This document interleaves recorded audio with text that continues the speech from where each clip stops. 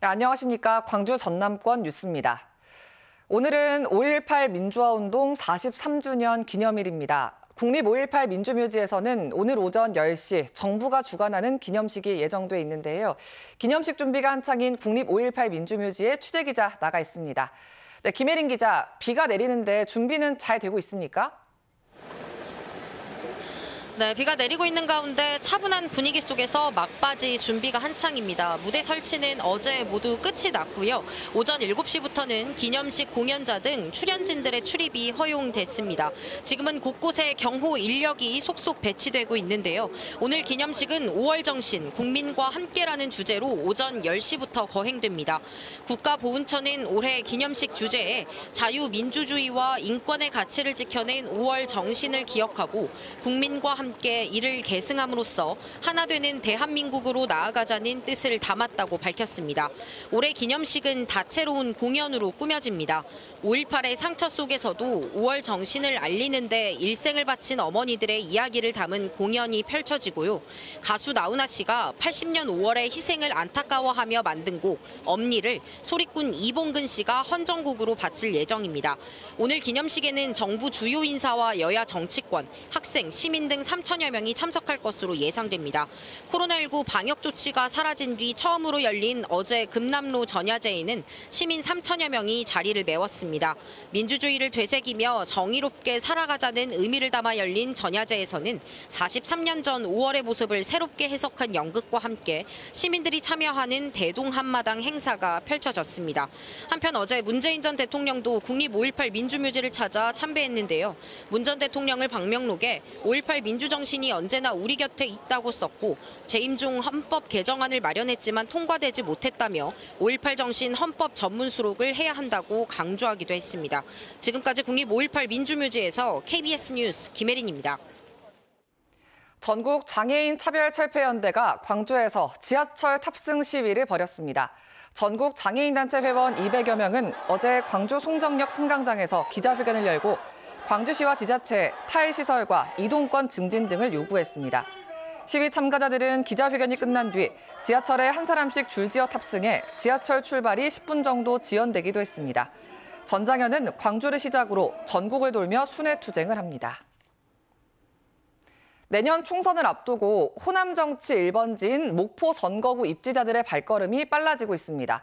손혜원 전 의원은 본인이 소장해온 문화재를 목포시에 기증하기로 했는데요. 박지원 전 국정원장도 지역 일정을 대폭 늘리고 있습니다. 김정대 기자입니다.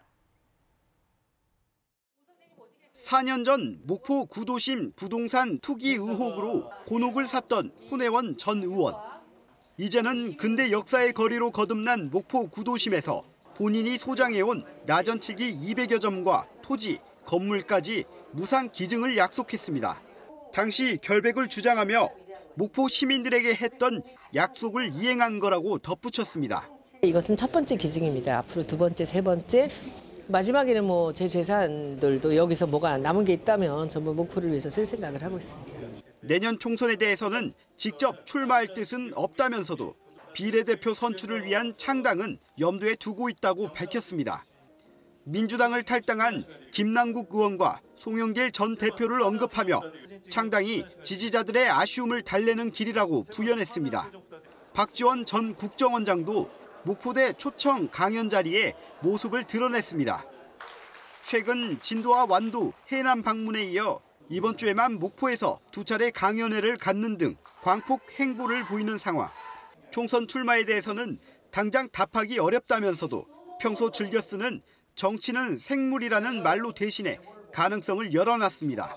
우리 국민들이 정치권에 대해서 여야 대통령 가릴 것 없이 굉장한 실망을 하고 있고 민생이 어려운데 과연 무엇을 국민들이 바라고 있는가 그런 의미에서 여기에 현역 김원희 의원을 비롯해 국민의힘 윤선웅 당협위원장, 배종호 세안대 교수 등 10여 명의 입지자들이 내년 총선 목포에 출마할 걸로 관측되면서 호남 정치 1번지 목포의 선거전이 치열해질 전망입니다. KBS 뉴스 김정대입니다. 여수 지역에 각종 폐기물을 매립하는 만흥 위생 매립장이 6년 뒤면 포화 상태에 이를 거란 예측이 나왔습니다. 매립 가능 기간이 당초 예상보다 8년 이상 단축된 건데요. 지금부터 반입량을 줄이지 않으면 폐기물 대란이 우려되는 상황입니다. 최혜진 기자의 보도입니다. 여수 지역의 각종 폐기물을 처리하는 만흥 위생 매립장입니다. 당초 2020년까지였던 사용 기한을 주민협의로 연장해서 계속 매립하고 있습니다. 여수시의 최근 분석 결과 총 매립 용량 387만 톤 가운데 남은 용량이 82만 9천 톤으로 25%에 불과한 것으로 조사됐습니다. 이대로라면 6년 뒤인 2029년 8월에는 매립장이 꽉 찰 것으로 예상됩니다. 당초 여수시는 2015년 당시 폐기물량을 기준으로 2037년까지 매립이 가능할 것으로 예측했지만 8년 이상 단축된 겁니다. 실제 2015년 기준 1년에 8만 8천 톤이던 매립량이 지난해 말 기준 12만여 톤으로 증가했습니다. 여수 박람회 이후 관광객이 급증하고 각종 개발 공사도 많아지면서 쓰레기가 늘어난 것으로 분석됩니다. 박람회 이후에 이제 관광객들이 1,000만 이상 오고 개발 붐이 많이 일었지 않습니까? 그래서 당초 예상했던 것보다 쓰레기 발생량이 이렇게 많아져서. 반면에 가연성 생활 폐기물을 처리할 새로운 소각시설은 2030년 이후 가동될 예정입니다.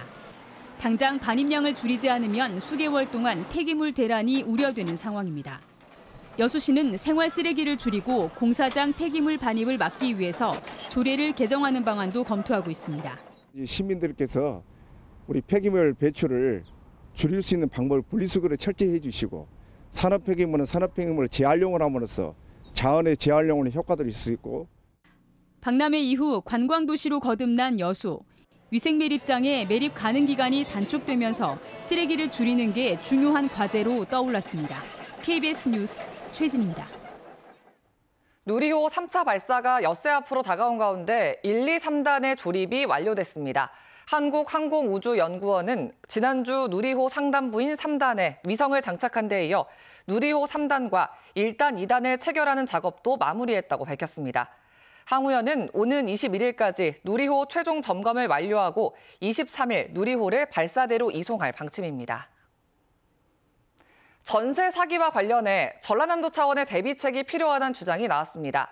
전남도의회 임지락 의원은 임시회 5분 발언을 통해 지난해 광양시 180세대가 전세 사기로 임차 보증금을 받지 못했고 빌라를 기준으로 전남 지역의 역전세 비율이 52%에 달한다며 이같이 밝혔습니다. 임 의원은 서울시가 운영 중인 전월세 안심계약 도움 서비스처럼 제도적 거래 안전장치가 필요하다고 덧붙였습니다. 전라남도의회가 이주 노동자들의 노동환경 개선과 복지 증진을 위한 외국인 노동자 보호와 지원 조례를 통과시켰습니다. 전남도의회는 제371회 임시회 본회의를 열고 외국인 노동자 보호와 지원 조례를 참석 의원 59명 전원 찬성으로 통과시켰다고 밝혔습니다. 이번 조례는 이주 노동자의 보호와 지원을 위한 기본 계획을 수립하고 시행하도록 하는 내용을 담고 있습니다. 충청북도 한우농가에서 구제역이 발생한 가운데 전라남도가 구제역 유입 차단을 위한 긴급 접종에 나섭니다. 긴급 접종은 소와 돼지 등 145만여 마리고 오는 20일까지 진행됩니다. 전남도는 이와 함께 일시 이동 중지와 축산 차량 소독 필증 휴대 의무화, 발생 지역 우재류 가축 반출입 금지 등 긴급 방역 조치를 취하고 있습니다. 광주시 교육청이 외부 행사 때 대관료가 비싼 민간 시설을 주로 이용하는 것으로 나타났습니다. 학벌 없는 사회를 위한 시민 모임이 지난해부터 올해 3월까지 광주시 교육청의 연수와 행사 관련 자료를 분석한 결과 전체 40건 가운데 공공시설은 7건에 불과했고 나머지 33건은 호텔과 예식장, 리조트 등 민간시설인 것으로 나타났습니다. 시민 모임은 이는 세금 낭비에 교육청 예산 지침 위반이라며 공공시설 이용과 투명한 예산 집행을 촉구했습니다. 광주 군공항 무한이전 반대 범군민대책위원회가 김영록 전남지사의 군공항 무한이전 담화문을 비판하고 나섰습니다. 대책위는 전남도청 앞에서 기자회견을 열고 도정을 책임지는 도지사가 다른 지역의 이익을 위해 도민에게 피해를 감수하라는 것은 받아들일 수 없다며 개발 계획과 소음 완충 지역이 마치 소음을 모두 막아줄 철옹성이나 되는 것처럼 말하고 있다고 지적했습니다.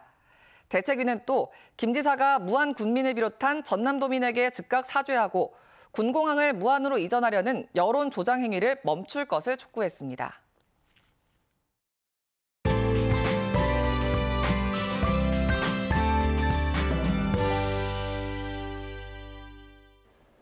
때이른 더위를 식혀줄 비가 곳곳에서 내리고 있습니다. 현재 제주와 남부지방을 중심으로 비구름이 지나고 있는데요. 비는 대부분은 오늘 밤까지, 일부 남해안 지역은 내일 새벽까지 내리다 그치겠습니다. 내일까지 예상되는 비의 양은 5에서 10mm고요. 전남 남해안 지역은 10에서 40mm의 비가 내렸다 그쳤다를 반복하겠습니다. 전남 해안 지역은 강풍도 동반되겠습니다. 내일 오전까지 순간 풍속 초속 15m 안팎의 강한 바람이 불겠습니다. 다음 자세한 지역별 날씨입니다. 오늘 종일 비 소식이 있고요. 아침 기온은 어제보다 1에서 8도가량 높게 시작하고 있습니다. 한낮 기온은 광주와 담양 21도로 고온 현상이 누그러지겠습니다. 여수의 낮 최고 기온 18도, 순천 19도로 어제보다 5에서 10도가량 낮겠습니다. 목포의 한낮 기온 20도, 강진과 장흥 19도, 완도 18도에 머물겠습니다. 신안을 비롯한 도서 지역은 18도에서 20도가 예상됩니다. 서해남부 먼바다에 풍랑주의보가 발효 중입니다. 내일 오전까지는 먼바다를 중심으로 바람이 강하게 불고 물결이 최고 4m로 매우 높겠습니다. 내일부터는 다시 평년 기온을 웃돌겠고요. 토요일 오후부터 하늘도 맑아지겠습니다. 날씨였습니다. 5월 18일 뉴스광장 마칩니다. 시청해주신 여러분 고맙습니다.